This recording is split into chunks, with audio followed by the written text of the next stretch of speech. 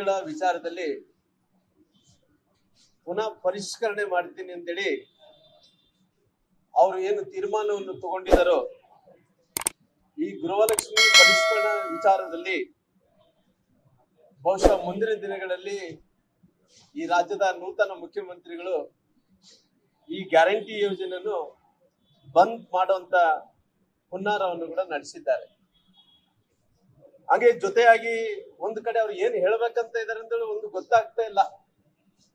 ಯಾಕಂದ್ರೆ ಸಿದ್ದರಾಮಯ್ಯರು ಕೊಟ್ಟಂತ ಎಲ್ಲ ಗ್ಯಾರಂಟಿ ಯೋಜನೆಗಳು ಅವ್ರ ವಿರುದ್ಧ ಇದೇನಾ ಅನ್ನಂಥದ್ದು ಕೂಡ ಅವ್ರ ಸ್ಪಷ್ಟೀಕರಣ ಕೂಡ ಕೊಟ್ಟಿಲ್ಲ. ಅಥವಾ ಎಲ್ಲೋ ಒಂದು ಕಡೆ ಈಗ ಗ್ಯಾರಂಟಿ ಯೋಜನೆಗಳಲ್ಲಿ ಮೃತಪಟ್ಟ ಯುವತಿಯರಿಗೆ ಮೃತಪಟ್ಟದಂತವರಿಗೆ ಸುಮಾರು 55,000 ಕುಟುಂಬಗಳಿಗೆ ಮೃತಪಟ್ಟಂತ ಕುಟುಂಬಗಳಿಗೆ ಆ ಜನರಿಗೆ ಹಣ ಹೋಗಿದೆ ಅನ್ನಂತ ಮೂಲಕ ಮಾತುಗಳನ್ನು ಕೂಡ ಸನ್ಮಾನ್ಯ ಶಿವಕುಮಾರ್ ಅವರು ಹೇಳಿರೋ ಕಾರಣ ಅಲ್ಲಿ ಏನನ್ನ ಅಕಸ್ಮಾತ್ ದುಡ್ಡು ಏನನ್ನ ಅಲ್ಲಿ ಏನನ್ನ ಲೋಪ ಆಗಿದೆನಾ ಇಲ್ಲಿದ್ರಿಗಿನ ಅಲ್ಲಿ ಭ್ರಷ್ಟಾಚಾರ ಆಗಿದೆ ಅನ್ನಂಥದ್ದು ಕೂಡ ನೋಡ್ಬೇಕಾಗಿದೆ.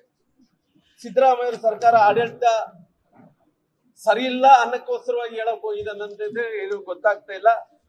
ಅದಕ್ಕೋಸ್ಕರವಾಗಿ ಸಿದ್ದರಾಮಯ್ಯ ಅವಧಿಯಲ್ಲಿ ಯಾವ ಒಂದು ಯೋಜನೆಗಳು ಮುಂದುವರಿಸಬೇಕಂತೇಳಿ ಅವತ್ತಿನ ತೀರ್ಮಾನವನ್ನು ತಗೊಂಡ್ರು ಆ ಯೋಜನೆಗಳನ್ನು ಅದನ್ನ ನಿಲ್ಲಿಸ್ಬೇಕನ್ನಂತ ಪ್ರಯತ್ನವನ್ನು ಮಾಡ್ತಾ ಇದ್ರು. ಒಂದು ಕೂಡ ಕನ್ಫ್ಯೂಷನ್ ದಲ್ಲಿ ಅಂತ ಶಿವಕುಮಾರ್ ಅವರು ಇಟ್ಟಿದ್ದಾರೆ. ಒಂದು ಕಡೆ ಇವತ್ತು ಅವ್ರ ಅಧಿಕಾರಕ್ಕೆ ಬಂದಿರೋದು ಇವತ್ತು ಕರ್ನಾಟಕ ರಾಜ್ಯದಲ್ಲಿ ಇವತ್ತು ಸುಳ್ಳೇಳೆ ಇವತ್ತು ಅಧಿಕಾರಕ್ಕೆ ಬಂದಿದ್ದಾರೆ. ಇವತ್ತು ಎಲ್ಲಾ ಗ್ಯಾರಂಟಿಗಳನ್ನು ಎಲ್ಲರಿಗೂ ಕೊಡ್ತೀವಿ ಅಂತೇಳಿ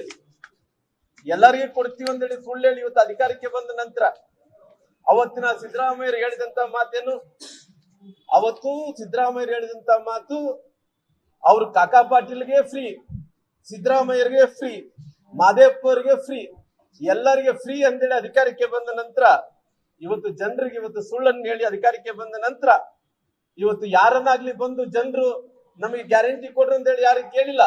ಹೌದು, ಹೆಣ್ಮಕ್ಳು ಬಂದು ಫ್ರೀ ಬಸ್ ಕೊಡು ಅಂತೇಳಿ ಯಾರಿಗೆ ಕೇಳಿಲ್ಲ. ಆದ್ರೆ ಕೂಡ ನಿಮ್ಮ ಸ್ವಾರ್ಥ ಸಲುವಾಗಿ ಇವತ್ತು ಕೊಟ್ಟು ಪುನಃ ಪರಿಷ್ಕರಣೆ ಮಾಡಕ್ಕೆ ಏನು ಹೊಂಟಿದ್ರು, ತಾವು ಬಂದ್ ಮಾಡಕ್ಕೆ ಏನು ಕೊಟ್ಟಿದ್ರು, ಈ ರಾಜ್ಯದ ಹೆಣ್ಮಕ್ಳ ಮುಂದೆ ಮಹಿಳೆಯರ ಮುಂದೆ ತಾವು ಕ್ಷಮೆಯಾಚನೆಯನ್ನು ಮಾಡ್ಬೇಕನ್ನಂತ ಒತ್ತಾಯವನ್ನು ಕೂಡ ನಾನು ಮಾಡುತ್ತ ಕೆಲಸ ಮಾಡ್ತೀನಿ. ಯಾಕಂದ್ರೆ ಎಲೆಕ್ಷನ್ ಅಂತೂ ತಾವು ಗೆದ್ರಿ, ಎಲೆಕ್ಷನ್ ಸಲುವಾಗಿ ತಾವು ಗ್ಯಾರಂಟಿ ಕೊಡಬೇಕಾಯ್ತು. ಗೆದ್ದ ನಂತರ ಇವತ್ತು ಏನು ಹೇಳ್ತಾ ಇದ್ರಿ, ಎಲ್ಲೋ ಒಂದು ಕಡೆ ಗ್ಯಾರಂಟಿ ಯೋಜನೆಯಲ್ಲಿ ದುರ್ಬಳಕೆ ಆಗಿದೆ. ಇವತ್ತು ಗ್ಯಾರಂಟಿ ಯೋಜನೆಯಲ್ಲಿ ಸಾಕಷ್ಟು ದುರ್ಬಳಕೆ ಆಗಿರೋ ಕಾರಣ, ಭ್ರಷ್ಟಾಚಾರ ಆಗಿರೋ ಕಾರಣ ಅದನ್ನ ನಿಲ್ಲಿಸ್ಬೇಕಂತೇಳಿ ಒಂದು ಪ್ರಯತ್ನವನ್ನು ಮಾಡ್ತಾ ಇದ್ರಿ. 55,000 ಜನರಿಗೆ ಇವತ್ತು ಸತ್ತಂತವ್ರಿಗೆ ಮೃತಪಟ್ಟಿದಂತವ್ರಿಗೆ ಅಕೌಂಟ್ ಕೂಡ ಹಣ ಹೋಗಿದೆ ಅನ್ನಂತ ಮಾತನ್ನು ಕೂಡ ತಾವೇ ಹೇಳ್ತಾ ಇದ್ರಿ. ಹಂಗಾಗಿ ಇವತ್ತು ನೀವು ರಾಜ್ಯದಲ್ಲಿ ಇವತ್ತು ನಮ್ಮ ವಿಧಾನ ಪರಿಷತ್ ಸದಸ್ಯರ ರವಿಯಣ್ಣವರು ಕೂಡ ಇಲ್ಲಿದ್ದಾರ.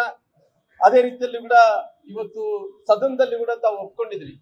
ಗೃಹಲಕ್ಷ್ಮಿ ಯೋಜನೆಯಲ್ಲಿ 2 ತಿಂಗಳಾಯ್ತು, ಇಲ್ಲಿ ತನಕ ಕೂಡ 5,000 ಕೋಟಿ ರೂಪಾಯಿ ಹಣವನ್ನು ಕೊಟ್ಟಿಲ್ಲ ಅನ್ನಂತ ಮಾತನ್ನು ಕೂಡ ತಾವು ಒಪ್ಕೊಂಡಿರೋ ಕಾರಣ ಯಾರು ಗೃಹಲಕ್ಷ್ಮಿ ಅಂದ್ರಿಗಲ್ಲ, ಯಾವ ಲಕ್ಷ್ಮಿಗೆ ಕೊಟ್ಟಿದ್ದಾರೋ ಗೊತ್ತಿಲ್ಲ ಆಗ್ಲಿ, ಇಲ್ಲಿ ಜನರಿದ್ದಂತ ಲಕ್ಷ್ಮಿಗಂತೂ ಹಣ ಬಂದಿಲ್ಲ ಅನ್ನಂತ ಮಾತನ್ನು ಕೂಡ ನಾನು ಹೇಳ್ಬೇಕಾಗುತ್ತೆ.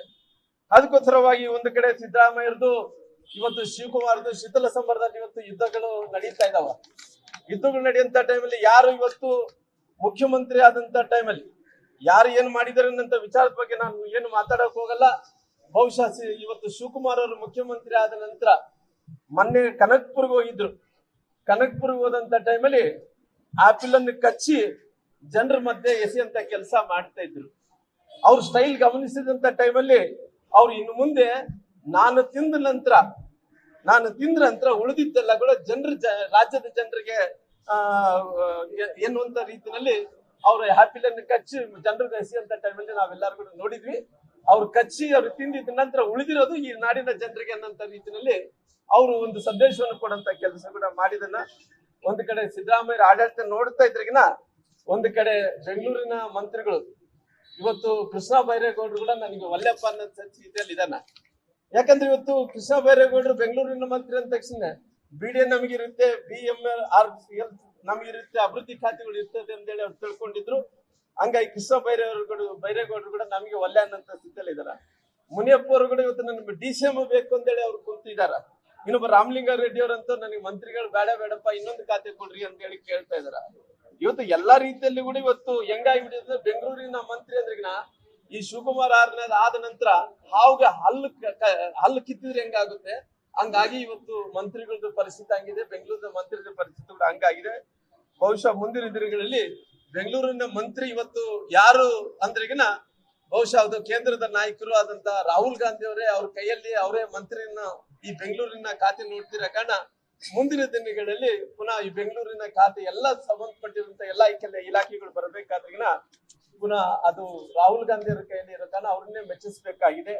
ಹಾಗಾದ್ರೆ ಇವತ್ತು ಸಂಪುಟವನ್ನು ಗಲಾಟೆಗಳನ್ನು ಗಮನಿಸಿದಂತ ಟೈಮಲ್ಲಿ ಇವತ್ತು ಎಲ್ಲವನ್ನು ಕೂಡ ಅದಕ್ಕೆ ರಾಜ್ಯದಲ್ಲಿ ಇವತ್ತು ಶಿವಕುಮಾರ್ ಆದ ನಂತರ ಯಾವುದು ಕೂಡ ಸರಿ ಇಲ್ಲ ಅನ್ನೋಂಥದ್ದು ಕೂಡ ಜನರಿಗೆ ನೋಡ್ಸಂತ ಕೆಲಸ ಆಗ್ತಾ ಇದೆ.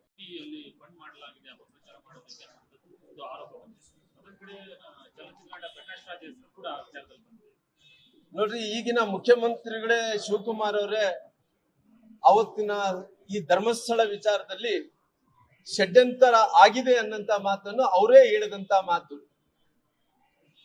ನಾವು ಭಾರತೀಯ ಜನತಾ ಪಾರ್ಟಿಯ ಎಲ್ಲ ನಾಯಕರು ಎಲ್ಲರೂ ಕೂಡ ಸೇರ್ಕೊಂಡು, ರಾಷ್ಟ್ರೀಯ ನಾಯಕರು, ನಮ್ಮ ಪಕ್ಷದ ಅಧ್ಯಕ್ಷರು ವಿಜೇಂದ್ರ ಆದಿ ಹಿಡ್ಕೊಂಡು ಎಲ್ಲರೂ ಕೂಡ ಸೇರಿಕೊಂಡು ಅವತ್ತು ಧರ್ಮಸ್ಥಳದ ವಿಚಾರದಲ್ಲಿ ಧರ್ಮಸ್ಥಳ ಚಲೋವನ್ನು ಮಾಡಿ ಇದೊಂದೆಲ್ಲ ಒಂದು ಕಡೆ ನಮ್ಗೆ ಪೂರ್ಣ ಪ್ರಮಾಣದಲ್ಲಿ ಷಡ್ಯಂತ್ರ ಆಗಿದೆ ಅನ್ನಂತ ಮಾತನ್ನು ಹೇಳಿದಂತ ಟೈಮಲ್ಲಿ ಕೂಡ ಅವತ್ತು ಬಿಜೆಪಿಯ ನಾಯಕರೆಲ್ಲರೂ ಕೂಡ ರಾಜಕಾರಣಕ್ಕೋಸ್ಕರವಾಗಿ ಇದನ್ನ ಧರ್ಮಸ್ಥಳವನ್ನು ಬಳಕೆ ಮಾಡ್ಕೊಂಡಂತ ಕೆಲಸ ಆಗ್ತಾ ಇದೆ ಅನ್ನಂತ ವಿಚಾರವನ್ನು ಕಾಂಗ್ರೆಸ್ ನಾಯಕರೆಲ್ಲರೂ ಕೂಡ ಹೇಳಿದ್ರು.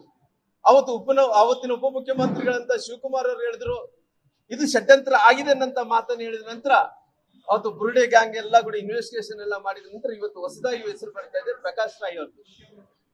ಈ ಪ್ರಕಾಶ್ ರಾಯ್ ಅವ್ರದ್ದು ಹೆಸರು ಬಂದ ನಂತರ ಅವರು ಒಂದು ಆಡಿಯೋದಲ್ಲಿ ಕೇಳಿ ಬರ್ತಾ ಇದೆ ಏನಂತ ಹೇಳಿದ್ರಿಗಿನ ಅಲ್ಲಿ ಎಲ್ಲ ಒಂದು ಕಡೆ ತಮಿಳಲ್ಲಿ ಮಾತಾಡಂತ ಟೈಮಲ್ಲಿ ಬುರುಡೆ ಗಾಂಗಿನ ಪ್ರಮುಖ ಆರೋಪಿ ಯಾರಿದ್ದಾನ ಅವನ ತಮಿಳಲ್ಲಿ ಮಾತಾಡಂತ ಟೈಮಲ್ಲಿ ಇದನ್ನ ಹೆಂಗನ ಮಾಡಿ ಇದನ್ನ ಇದು ಹಿಂದೂ ಜಾಗೃತ ಸ್ಥಳ ಇದೆ, ಅದನ್ನ ಎಲ್ಲ ಒಂದು ಕಡೆ ಅಪಾಯಕ್ಕೆ ಕಟ್ಟಿಡಬೇಕು ಅನ್ನಂತ ಕಾರಣದಿಂದ ಅಪವಿರುದ್ಧ ಮಾಡಬೇಕು ಅನ್ನಂತ ಕಾರಣದಿಂದ ಅದನ್ನ ಏನ್ ಮಾಡಿದೆ ಅಂದ್ರೆ 50 ಲಕ್ಷ ರೂಪಾಯಿ ನಾನು ಕೊಡ್ತೀನಿ ಅನ್ನಂತ ಆಡಿಯೋವನ್ನು ಕೂಡ ಅಲ್ಲಿ ಮಾತಾಡಂತ ಕೆಲಸ ಆಗಿದೆ.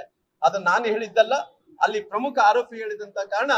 ಹಂಗಾಗಿ ಮುಂದಿನ ದಿನಗಳಲ್ಲಿ ಇವತ್ತು ಈ ಸರ್ಕಾರ ಅವತ್ತಿನ ಉಪಮುಖ್ಯಮಂತ್ರಿಗಳು ಷಡ್ಯಂತ್ರ ಆಗಿದೆ ಅಂತ ಏನ್ ಹೇಳಿದ್ರು, SIT ಅಲ್ಲಿ ಏನ್ ನಡೀತಾ ಇದೆಯೋ ಅದನ್ನ ಸತ್ಯಾಂಶಗಳನ್ನು ಹೊರಗಡೆ ತೆಗೆಯುವಂತ ಕೆಲಸ ಆಗ್ಬೇಕಾಗಿದೆ.